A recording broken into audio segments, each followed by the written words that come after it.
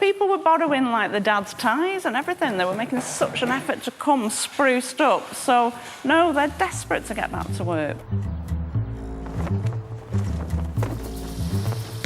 Even the local football club runs courses to help to get people into work. This one's called Strikers. Steve Falvey and Chris Bruin are on it, and just as in the beautiful game, there are penalties for misbehaviour.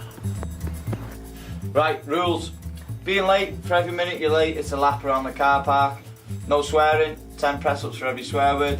Strikers has a record of success improving literacy and numeracy, but getting Chris and Steve into jobs will be hard work. What other place do you know where you have to do 10 press-ups for swearing? Eh? Steve's 21. He's never had a job. Did you have any qualifications when you left school? No. Why not? Through drugs. I just wasn't asked about them. And how long were you on drugs for? From the age of 11 to 16.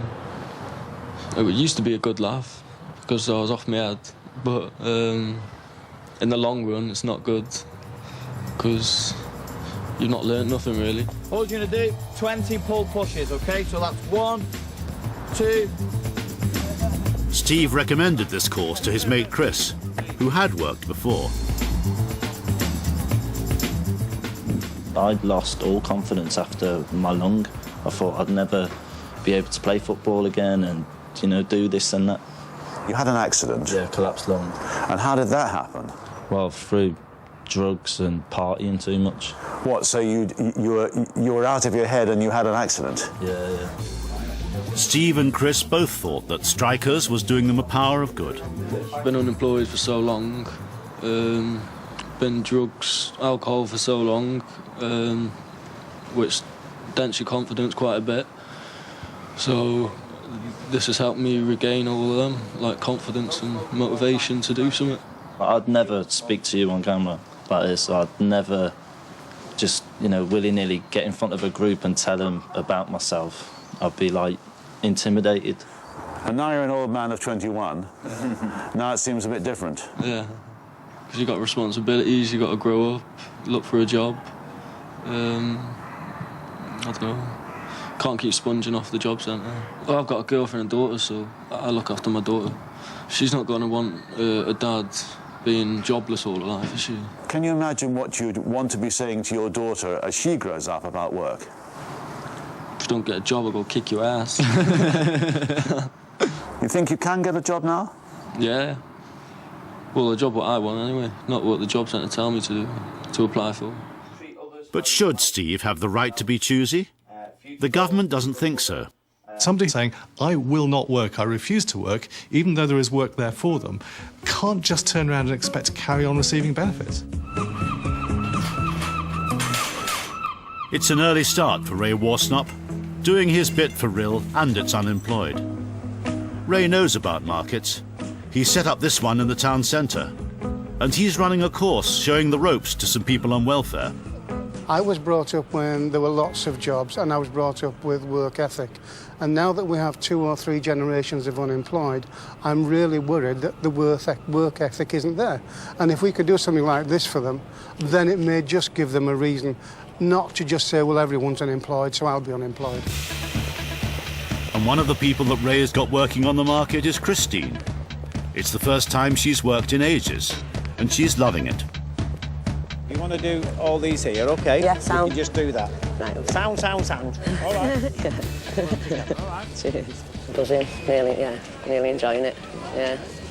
To get out there again, it's made a big difference to me, because, you know, I was not getting any younger either. And she's waiting for an operation. I've got bad wrist, carpal tunnel in my wrist, and I've been on a stick now for quite a while, actually. And I don't know, I don't like it, I'd rather be working.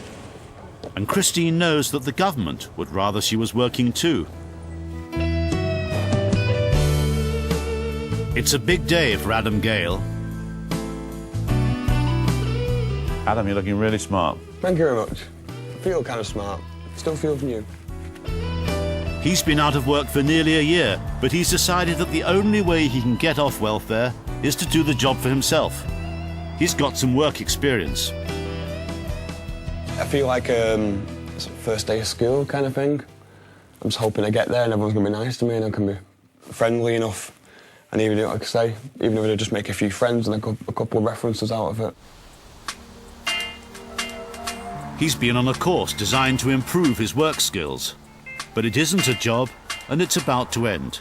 So he knocked on the door of the local Morrison's supermarket, and he wouldn't take no for an answer. They said there's no guaranteed job. I said, well, fair enough. I said, then I do want a job, but even if I only do a few weeks here and get a good reference of myself, that still helps me again to go to another place and say, look, I do work hard, there's just no jobs at this place. And we met him at the end of his first day. I'm much happier. I'm still a bit nervous that nothing will come from this, or I'll get something wrong, or someone won't like me in there, but I think these are the kind of things that people normally feel every day anyway. Adam's 25. He's been in and out of work, and homeless a few times as well. And when he was a teenager, he was in and out of trouble. It's a bit embarrassing, it's just silly things, misdemeanours. Well, give me an idea.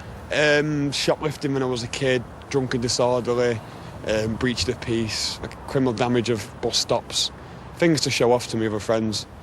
The last time I got arrested I was 18 and that was because I was homeless and I stole a Oasis and a chocolate bar. People would judge you regardless for it, but it could have been 20 years ago but people won't care.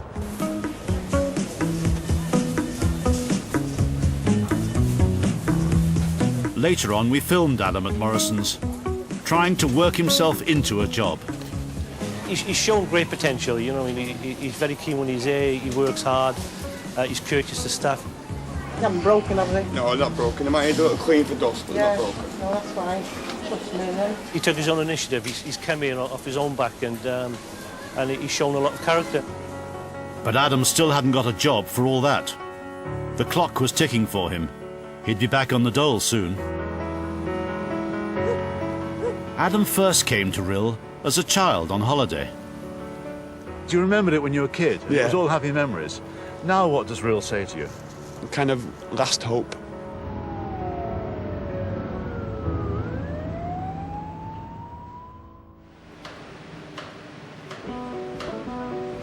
They've got high hopes at the Taste Academy. Now the trainee chefs are being put through their paces in the newly completed kitchen. It's a little bit still like a building site, but we're getting it to make it our own at the moment. There is a lot to do, and we just want to get in and start cooking now. You're really going to make it by the date? Of course we're going to make it by the date. They've got a fortnight before they'll be serving paying customers. Put your fingers. Nice one. Take your time. You don't. It's not the speed that you do it, you know. I'd rather you did it correctly than cut your finger. Lead chef Alison used to be a cook in a prison. If a trainee's late, they better have a good reason. We take no prisoners here. This is a real-life working environment, and they need to be told. They need to be up in time on work because they are a team member, and there is no excuse. Sorry, you're not going to get a good quality meal today because he's hungover. That is just one cutting. We've got a big list of people waiting for anybody who wants to drop out. It's a 6-month paid traineeship. After that, the trainees, like Darren Teasdale, will have to find permanent jobs. But they'll have experience and qualifications. This is the first time we've been in the kitchen, and to be in here now, it's great. I've tried looking for work for over a year, you know what I mean? But then obviously I applied for so many jobs and just no one would, I never heard anything back off any jobs, And then I heard off Rathbone about this, and when they said, oh, you've got a job, don't you? I was over the moon, Very soon, Jim Pickering will be front of house at the Taste Academy, taking orders and serving customers. I am excited about being in work, and I'm also slightly nervous as well. I really can't wait to get going now. When I'm not working and walking through town, it's like I treat everyone as if they're a potential customer. I'm one of the lucky ones. You're lucky, all right, but you must have something, Jim. I don't know what it is. All I can say must be my dazzling charm that got me the job. You've got to have all that oomph and all that feeling that, I'm nice to see you, nice to see you.